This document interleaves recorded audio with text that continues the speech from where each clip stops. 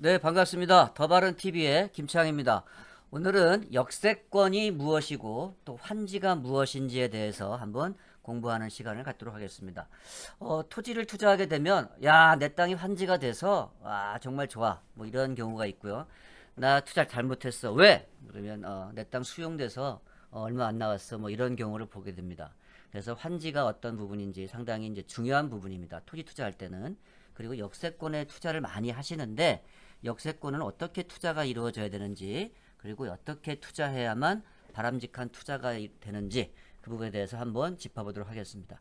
자, 이 그림을 보시면 시행 전과 이제 시행 후 이런 모습이 있는데 시행 전은 이게 원형지 땅이에요. 내가 만약에 이 D라는 토지를 소유하고 있다 그러면 이렇게 삐뚤삐뚤한 내 토지 면적 그리고 도로도 삐뚤삐뚤한 이런 토지를 이렇게 반듯하게 도로도 만들고 내 토지를 이렇게 딱 택지로 만들어서 정말 예쁘게 이렇게 해서 다시 돌려주겠다. 이제 이런 부분입니다. 쉽게 말씀을 드리면. 대신 이렇게 삐뚤삐뚤한 이런 전체적인 면적을 이렇게 딱 도로도 정확하게 반듯하게 내고 여기 상하수도 묻고 전기도 들어와서 건축할 수 있는 토지로 만들어 준다 그러면 공사비가 들어가지 않습니까? 개발부담금. 그래서 D라는 토지가 100평이면 100평을 다 여기 D를 주지 않고요. 한 50평 정도 주겠다. 또 더 많이 감보하면은 뭐 한 30평 주겠다. 뭐 40평 주겠다. 이렇게 진행이 되는 겁니다. 그래서 토지가 면적이 줄어들지만 가치는 크게 상승하기 때문에 내가 더 수익을 보는 이제 그런 이제 개발 방식이다 이렇게 말씀을 드립니다. 자, 나는 이제 한 필지를 가지고 있어서 이렇게 D를 받았지만 이렇게 토지 면적이 작은 토지가 있어. 이것을 이제 과소 토지라고 합니다. 이런 토지를 이 과소 토지를 면적이 적으니까 어떻게 돼요? ABC 너희들은 여기 ABC 한 필지에다가 너희들이 지분으로 투자했으니까 이쪽에다가 들어가겠다. 이렇게 해서 하나의 필지에다가 이렇게 넣어주는 이런 부분도 있습니다. 그래서 환지 시행 부분이 이렇게 진행이 되고요.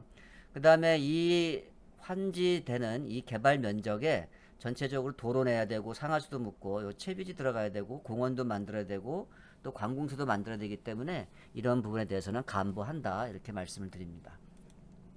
자, 권리 면적이라는 것이 뭐냐? 감보하고 받는 토지의 면적이라고 말씀을 드립니다. 자, D가 100평이면 이거 감보해가지고 50평 받았다. 그러면 그 50평 받는 면적이 그게 바로 권리 면적이다. 이렇게 이해를 하셔야 됩니다. 그래서 이게 상당히 중요한 부분이고요. 그 다음에 위치도 틀릴 수 있고 종전 땅보다 작은 땅으로 돌려받게 된다. 네. 내가 D가 100평을 가지고 있는데 이 100평을 다 D에 100평을 받지 못한다. 예. 그리고 위치도 원래 제자리 원칙 환지가 이제 원칙이지만 꼭 제자리에 돌려줄 수는 없습니다. 그래서 약간 비슷한 쪽에 이렇게 돌려주는데 위치도 약간 바뀔 수도 있고요. 그 다음에 종전 땅보다 평수는 줄어들게 된다. 이렇게 말씀을 드립니다. 그다음에 이제 채비지라는 것이 있는데 이 채비지는 뭐냐면 이 전체적인 이 개발 면적에 공사비라든지 이런 부분이 들어가니까 어떻게 돼요? 네. 공사 비용을 조달하기 위해서 채비지 하면은 이제 공사 비용을 조달하기 위해서다. 이렇게 이해하시면 됩니다. 그래서 이런 면적을 따로 빼놔서 매각해 가지고 공사비에 충당하는 이제 그런 부분이라고 생각하시면 될 것 같고요. 그 다음에 공원, 도로 등 공공시설도 이용 이 구역 안에 설치하여야 하기 때문에 일정량만큼의 땅을 필요로 하게 됩니다. 왜냐하면 공원 부지라든지 뭐 관공서 이런 부분이 있거든요. 이것을 채비지, 공원, 뭐 관공서 나머지 있는 토지를 바로 보류지라고 합니다. 그래서 여러분들이 이런 용어는 상식적으로 알고 계시면 좋다 이렇게 말씀을 드립니다. 개발되지 않은 땅, 종전 토지를 개발된 토지로 바꿔준다. 쉽게 말씀을 드리면 이렇게 된다. 대신 땅의 평수는 줄어든다. 그렇지만 가치는 높아진다. 이렇게 간단하게 이해하시면 될 것 같습니다. 자, 역세권이 뭐냐? 자, 역세권이 딱 보시면 기차역이나 지하철역을 중심으로 상업 및 업무 활동이 이루어지는 지역이다. 지금 대한민국은 예전에는 교통수단이 이제 버스였다 그러면 지금은 이제 철도 시대가 됐거든요. 예, 철도 시대가 됐기 때문에 많은 사람들이 철도를 이용할 수가 있습니다. 예, 그래서 장점으로 이렇게 나오는 거고요. 자, 보시면 철도역과 그 주변을 말한다고 규정하고 있다.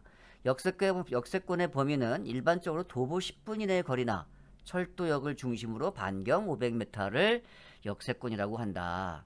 그 다음에 철도 역사를 중심으로 해서 반경 500m. 500m가 상당히 중요한 부분이래요. 자, 이게 철도라 그러면, 요거 지상철 개념입니다. 지상철. 철도라 그러면, 지상철 같은 경우는 반드시 전철 부지에 속하는 게 뭐냐면, 광장과 주차장이 들어갑니다. 그래서 역을 중심으로 해서 요 200m 정도는 전철 역사 부지라고 생각을 하시면 돼요. 그래서 이 안에는 광장과 주차장 부분이 들어간다. 그래서 딱 200m는 아닙니다. 법으로 정해져 있는 건 아닌데 거의 이 정도 되어 있다 말씀드리고요. 그 다음에 직접 역세권은 500m, 간접 역세권은 한 1.500m, 1.5km 이렇게 되어 있습니다. 그래서 기왕이면 내가 투자한다면 전철부 투자할 수는 없겠죠. 그래서 직접 역세권 요 에어리어 안에 들어가는데 투자하는 것이 제일 좋다. 근데 이렇게 찾는 것이 상당히 쉽지는 않습니다. 그러나 방법은 있다. 이렇게 말씀을 드리고요. 역사 부지가 딱 관부에 딱 찍히게 되면 지가가 거기서부터 이제 시작됩니다. 이렇게 쭉 올라가게 됩니다. 그래서 사업 계획 잡고 설계하고 뭐 공청회하고 그다음에 뭐 개발 고시가 되고 역사가 착공 들어간다. 그럼 계속 그 순간마다 가격이 상승합니다. 그래서 이것은 이제 재건축과 비슷합니다. 재건축과 비슷한 그런 개발 방식을 가지고 있다. 이렇게 말씀을 드립니다. 자, 그리고 역세권 개발 방식 및 절차 이렇게 되어 있는데 전체적인 입안 기간이 이제 15에서 20년. 이건 뭐 철도 부분인데 전철도 마찬가지고 이렇게 되어 있지만 좀 요즘엔 적게 들어갑니다. 그래서 한번 입안이 진행해서 결정이 되면 이건 정권이 바뀌어도 이건 뭐 바꿀 수가 없어요. 그러니까 어떻게 돼요? 그만큼 신중하게 타당성 조사라든지 이런 입안 기간이 상당히 길다 이렇게 말씀을 드리고요. 입안이 결정이 돼서 딱 진행이 된다 그러면 철도 건설 확정 발표가 된다면 관부에 게재가 됩니다. 이때 관부에 게재가 되기 때문에 어느 지역 몇 번지 일대에 무슨 역사 들어간다 이렇게 딱 발표가 되거든요. 이게 바로 이제 가장 중요한 정보거든요. 이때 투자하는 사람들과 또 역사 막 공사할 때 투자하는 분들과 가격 차이는 다릅니다. 그래서 이런 정보가 상당히 중요하다 이렇게 말씀을 드리고요. 순서는 이렇게 보시는 표와 같습니다. 자, 그리고 이제 요게 바로 이제 원형지 모습이죠. 전답임야, 뭐 과수원 뭐 이런 게 되어 있죠. 그리고 다듬어지지 않은 이렇게 이제 원형지로 모습이 되어 있고, 그 다음에 요게 이제 개발이 되면서 이렇게 이제 택지가 만들어지는 겁니다.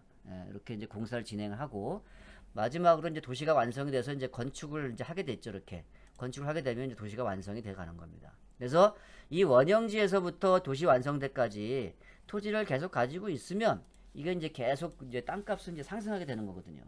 그래서 원형지 토지 가격과 공사 진행 도시 완성됐을 때 이 토지 가격은 하늘과 땅 차이다.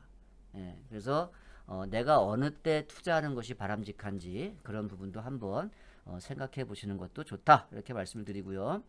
자, 위의 모습과 밑에 이제 사진은 이제 같은 부분인데 조금 다른 부분이죠. 자, 원형지 모습, 좌측 그림, 개발되지 않은 원형지 모습이죠. 도로도 삐뚤하고 내 땅 모양도 삐뚤삐뚤한데 도로도 반듯하게 내 토지 면적도 반듯하게 이렇게 만들어주는 부분이 이제 환지 개념이다. 이렇게 말씀을 드리는 겁니다. 그래서 이런 원형지 토지를 이렇게 반듯하게 만든 대지로 바꿔주겠다. 이제 이런 부분인데 대신 네가 개발 부담금은 땅으로 내라. 그래서 감보해서 면적은 줄어든다. 이렇게 말씀을 드립니다. 자, 쉽게 말씀을 드리면 이게 병점역이거든요. 그리고 여기 이제 병점역 개발 전과 이제 개발 후 모습인데, 자, 여기 개발 전 모습에 요 원형지 토지, 이렇게 해서 다 이제 여기다 전인가 답이로 이렇게 형성이 되어 있었어요. 병점역 쪽에. 요게 이제 원형지 토지죠. 이 토지가 지금 원형지 전답 임야였었는데, 요렇게 택지화 만들어진 거죠. 개발이 돼서 전답 임야를 다 상하수도 묻고 도로 내고 이렇게 해서 택지로 만들어서 반듯하게 이렇게 만들어진 부분이 이제 도시가 만들어진 겁니다. 요게 바로 대지, 상업지, 주거지로 만들어진 거거든요. 그러면 여기 원형지 모습을 이렇게 바꿔서 너한테 주겠다는 거예요. 대신 여긴 도로가 없었고 여기 원형지 쪽에, 그리고 여기에 뭐 광장 이런 게 없는데 여기는 도로도 내야 되고 상하수도 묻고 이렇게 해서 딱딱 진행이 돼야 되니까 그런 개발 부담금만큼 네가 땅으로 줘라. 그래서 100평이면 뭐 50평 주고 뭐 60평 받아가고 뭐 40평 받아가는 경우도 있고요. 심지어는 상업지 같은 경우는 뭐 80% 간부해서 뭐 20% 받아가는 경우, 이런 경우가 있습니다. 그렇지만 땅의 가치는 높아진다, 이렇게 말씀을 드립니다. 좋아지는 거죠. 평생 전답으로 가지고 있는데 상업지, 주거지, 준주거지로 바뀌는 땅으로 준다 그러면 개발에 찬성하지 않을 분들이 없다, 이렇게 말씀을 드립니다. 자, 평수는 줄었지만 신분 상승이 됐다, 가치는 상승이 됐다, 이렇게 말씀을 드리는 겁니다. 자, 역세권 개발 구역은 뭐냐? 용어를 한번 더 이해를 하셨으면 좋겠습니다. 자, 역세권 개발 사업을 시행하기 위하여 역세권 개발 및 이용에 관한 법률 따라 지정, 고시된 구역을 말한다. 예. 개발 구역이죠. 요즘에 이제 개발 구역 정해진 곳이 많이 있거든요. 예, 뭐 평택 역사, 평택에 보시면 안중 역사 들어가는데 그 역세권도 이제 개발 구역으로 지정이 되어 있는 이런 부분도 있습니다. 그래서 역세권 개발 구역이 뭔지 용어를 이해해 주시면 좋겠고요. 그 다음에 중요한 부분이 이제 도시개발법 시행규칙입니다. 상당히 중요한 내용이죠. 그 다음에 여기 이제 29조 면적시 환지 기준 등에 보시면 여기 2번이 있습니다. 자, 이걸 확대해 보면 이렇게 나오는 거죠. 환지 계획 구역의 평균 토지 부담률은 50%를 초과할 수가 없다. 내 땅이 100평이면 100평 정도에서 50평을 가져가지만 그 50평을 초과할 수가 없다. 이게 이제 보통적인 이제 논리지만 다만이 있네요. 해당 환지 계획 구역의 특성을 고려하여 지정권자가 개발업자가 인정하는 경우에는 60%까지 할 수 있다. 자, 요거 이해하셔야 됩니다. 원래는 50%인데 인정이 되면은 한 60%가 할 수 있다. 그리고 환지 계획 구역의 토지 소유자의 총수의 3분의 2 이상이 동의한다. 그러면 어떻게 돼요?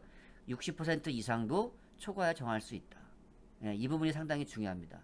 간보, 그러면 뭐 50% 간보한다, 딱 정해져 있는 것은 아닙니다. 주거지 같은 경우는 이제 뭐 통상 한 50% 간보해서 50% 받는데, 뭐 준주거 이런 경우는 뭐 한 60% 간보해가지고 40평 받는 경우도 있고요. 그 다음에 상업지 같은 경우는 뭐 70, 80% 간보해서 뭐 20에서 30평 정도 환지 받는 경우가 있습니다. 그래서 이런 부분을 이해하시고 착오 없으시기를 바란다 말씀을 드립니다.